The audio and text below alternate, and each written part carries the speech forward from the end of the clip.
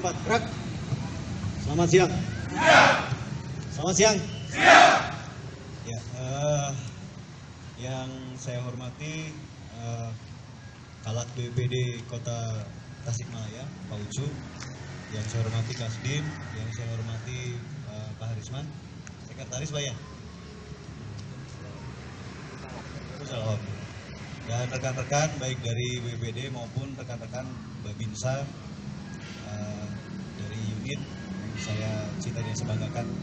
Jadi pada siang hari ini saya perlu memberi sedikit situasi menghadapi saat ini dari berbahaya COVID-19 atau coronavirus disease 19 sudah mencapai negara kita, sudah mencapai kemudian di Jakarta pada khususnya. Nah, yang untuk kemungkinan ini juga akan merayap menuju ke Tasikmalaya. Saat ini memang belum ada laporan secara tertulis bahwa ada di daerah kita terdapat PDP atau penderita dalam pantauan, belum ada. Tetapi sekali lagi tidak menutup kemungkinan. Sebagai insan militer atau insan yang punya sense of security, kita semua tahu bahwa situasi itu bisa berubah kapan saja. Kalau Anda lihat di masuk ke Tasik. Untuk itu, konsep operasinya adalah sekarang kita melaksanakan tahap pencegahan atau preventive measure. Di dalam tahap ini, rekan-rekan keterlibatannya adalah mendukung gugus tugas penanganan COVID-19. Gugus tugas ini sudah dibentuk pada hari Minggu kemarin yang dikepalai oleh Bapak Sekda. Saya sebagai pengarah, kemudian kita semua berada dalam keanggotaan unsur TNI.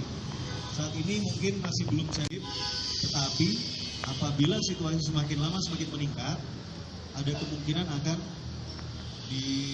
kita akan rangkul juga dari teman-teman dari satuan lain. Dari kepolisian juga nanti akan terlibat di dalam sepertinya. Ini menurut pribadi saya. Nah, untuk itu masyarakat harus paham. Panik bukan berarti menyepelekan. Ya, tolong dicatat betul-betul. Panik itu bukan berarti menyepelekan. Waspada juga bukan berarti menyepelekan. Jadi kata yang tepat adalah masyarakat harus paham dan waspada. Ya. Jadi saya tidak mengharapkan rekan-rekan terus kemudian nakut-nakuti mereka, tidak. Juga saya tidak mengharapkan kemudian rekan-rekan santai aja Pak, santai aja Bu, belum ada apa-apa. Atau kita harus nunggu ada korban yang meninggal dulu. Kan tidak. Betul kan? Jangan sampai ada korban dulu korbannya. Nah, mumpung Tasik ini belum terjadi, tolong dijaga kondisi ini. Berikan pemahaman kepada masyarakat dengan baik. Gunakan bagaimana pendekatan teritorialnya. Dukung tugas dari gugus tugas yang sudah sakit flu, terus kemudian disertai dengan tenggorokan. Ada masalah dengan tenggorokan, kemudian ada masalah dengan pernapasan. Nah, itu adalah indikasi dari penyakit tersebut. Masyarakat juga harus tahu masalah ini. Kemudian saya juga tidak berharap pakai masker. Kemudian kalau nanti memang dari BPD membutuhkan kita untuk menyemprot disinfektan, berarti Anda harus memakai APD, harus memakai masker dan sebagainya. Tolong itu jangan dilanggar.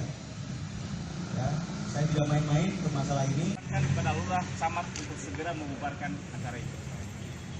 Karena sekelompok orang berkumpul, maka kerentanan penyebaran itu akan semakin nampak. Bahwa kita menghindari penyebaran itu dengan cara apa? Mengurai sekumpulan orang, malah ngobrol pun harus memakai jarak tertentu yang disebut social distance. Mengatakan airborne.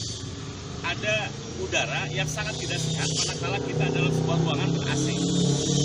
Maka virus itu ketika ada satu orang terpapar, virus itu akan berkembang dan mapar ke semua peserta yang ada di ruangan itu. Jadi hari ini disertai Satgas dari tadi masif, tapi deteksi dini, pencegahan lebih mulia kita lakukan dibanding kita sudah terpapar semua. Tapi konsep yang disampaikan oleh Pak Dandim tadi, kita tidak untuk menakut-nakuti. Barusan dilakukan apel dalam rangka apa Pak?